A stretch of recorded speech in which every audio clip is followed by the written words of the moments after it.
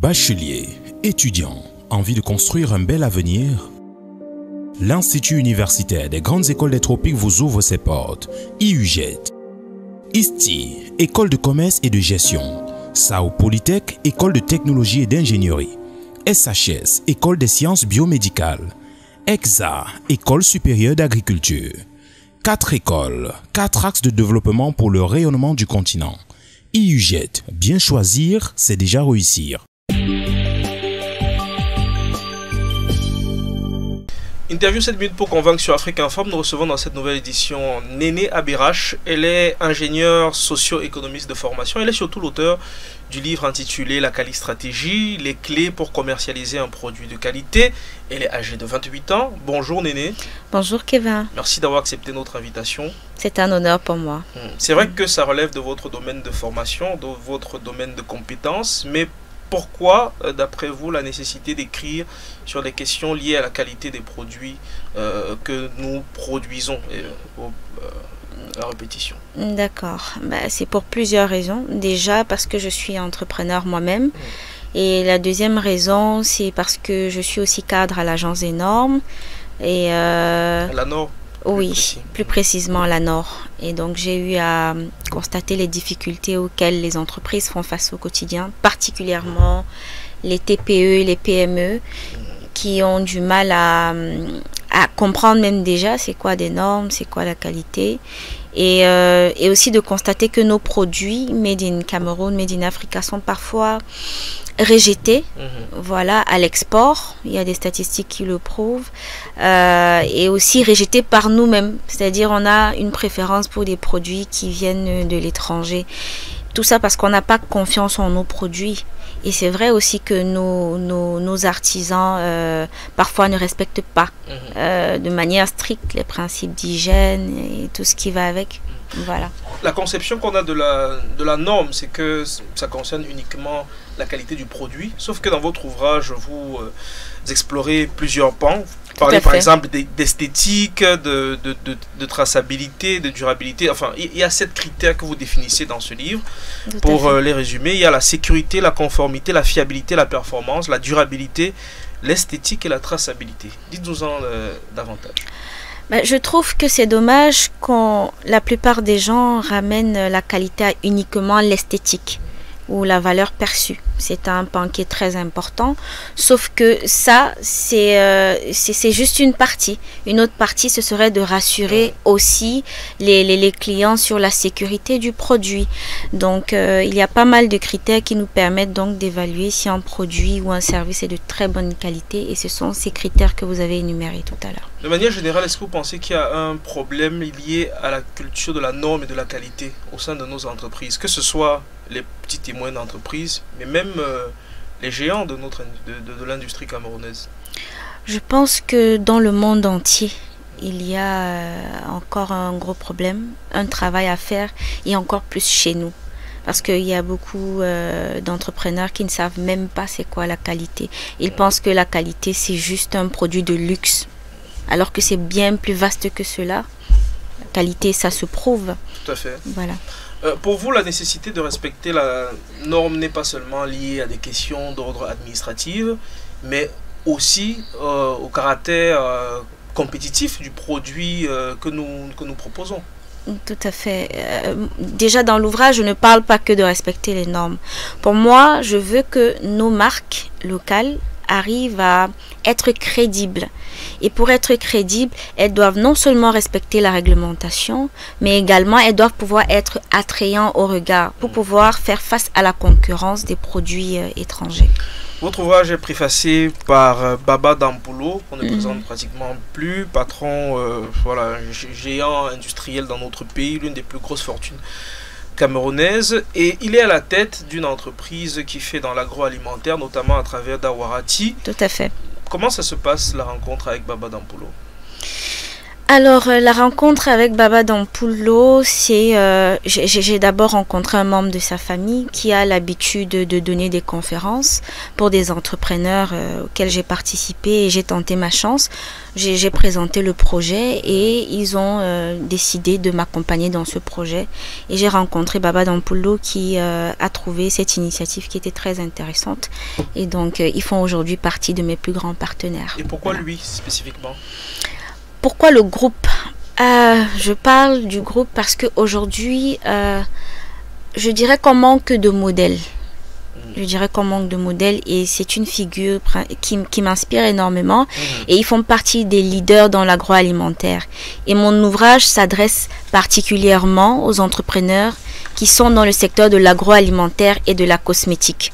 Quoi de mieux que de trouver un géant qui est dans ces deux secteurs-là.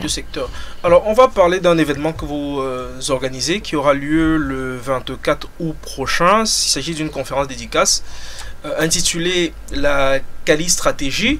Mais avant de parler de cet événement, parlons de tout petit peu de votre présence en ligne. Vous êtes propriétaire de certains blogs, notamment de certaines pages en ligne intitulées Miss Qualité. Tout à fait. Vous évoquez régulièrement ces sujets-là sur vos différents blogs, sur vos pages en ligne également. Tout à fait. Je me suis donné le nom Miss Qualité parce que je me suis donné la mission de promouvoir la culture de la qualité, tant chez les entrepreneurs que chez les consommateurs. Parce que ce serait intéressant que les consommateurs aussi puissent élever leur niveau d'exigence pour que ça puisse pousser les entrepreneurs aussi à nous fournir des produits et des services qui sont de qualité. D'accord, la conférence, reparlons, elle aura lieu le 24 août, comme je le disais, plus précisément à 13h, Crystal Palace. Plusieurs experts sont invités. En gros, il sera question de quoi? Alors, le thème de la conférence, c'est stratégie qualité et stratégie de distribution pour conquérir les marchés intra-africains. Et comme panélistes, nous avons des experts qualiticiens, nous avons un juriste, nous avons aussi des industriels, notamment un représentant du groupe Baba Dampulo et le PDG du groupe Mama, qui sont dans le secteur agroalimentaire. Voilà. Sont invités les acteurs du secteur, mais aussi les patrons d'entreprises. Tout à fait, tout à fait. Il y aura aussi des autorités, des représentants du ministère des petites et moyennes entreprises, du commerce et pas mal d'hommes d'affaires. Voilà. Est-ce que vous avez le sentiment que votre discours est entendu, que les causes pour lesquelles vous militez, respect de la norme, la nécessité d'imposer la qualité, est-ce que vous avez le sentiment que vous avez un retour? De plus en plus, oui, mais c'était un peu difficile au début. Je crois que le travail de sensibilisation évolue positivement. Tout à fait. Et d'après vous, quels sont les mécanismes qu'il faut mettre sur pied, notamment au niveau de l'accompagnement de ces petites et moyennes entreprises qui, des fois, ne respectent pas forcément parce qu'elles veulent, mais sont des fois confrontées à un environnement économiquement pas très évident pour leur épanouissement?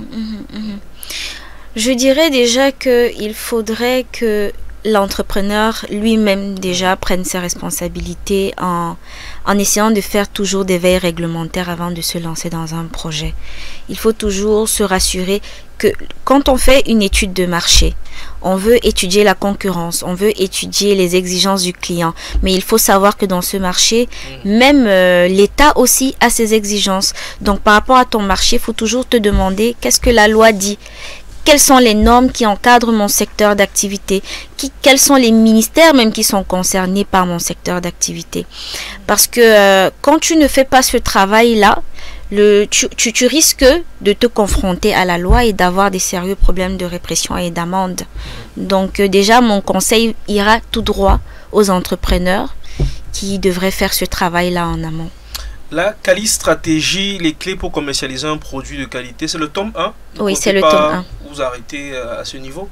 Tout à fait. Pour vous, il y a encore plusieurs questions à explorer.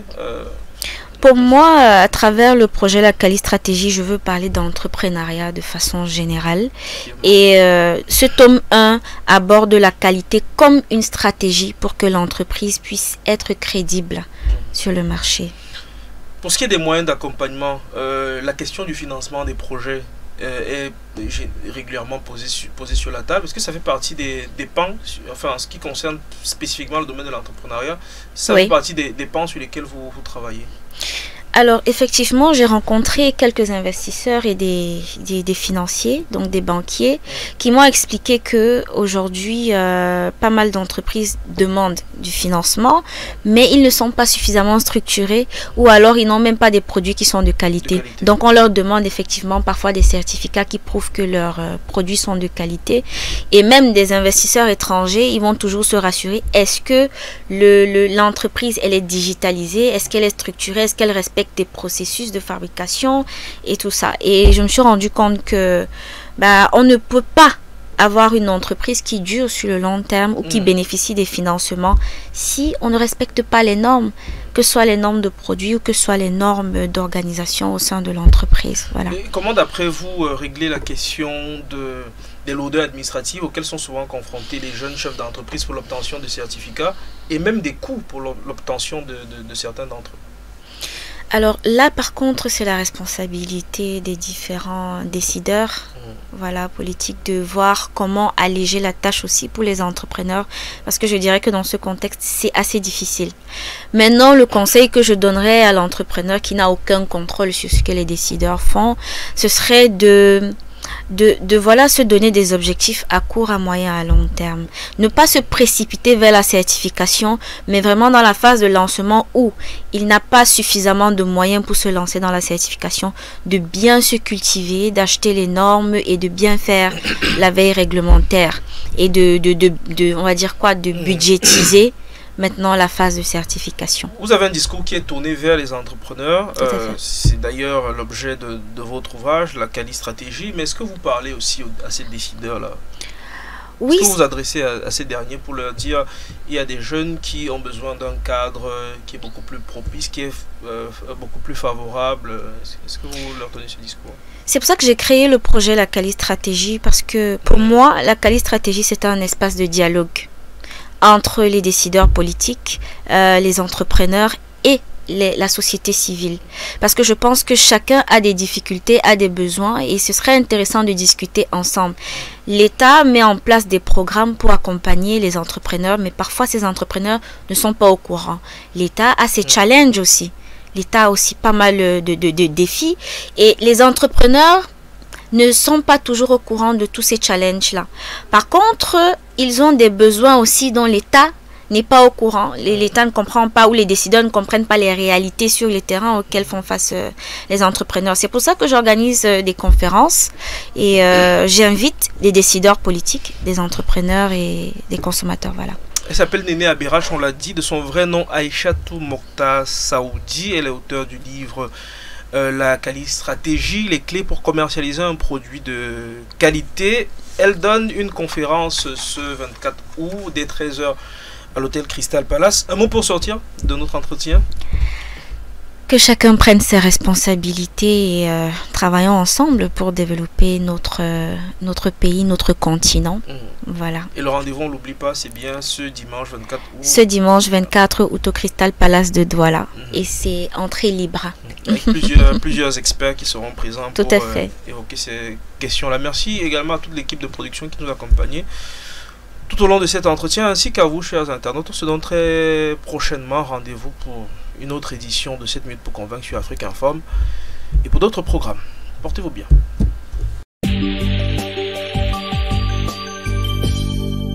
Bachelier, étudiant, envie de construire un bel avenir? L'Institut universitaire des grandes écoles des tropiques vous ouvre ses portes. IUGET, ISTI, école de commerce et de gestion. SAO Polytech, école de technologie et d'ingénierie. SHS, école des sciences biomédicales. EXA, école supérieure d'agriculture. 4 écoles, 4 axes de développement pour le rayonnement du continent. IUGET, bien choisir, c'est déjà réussir.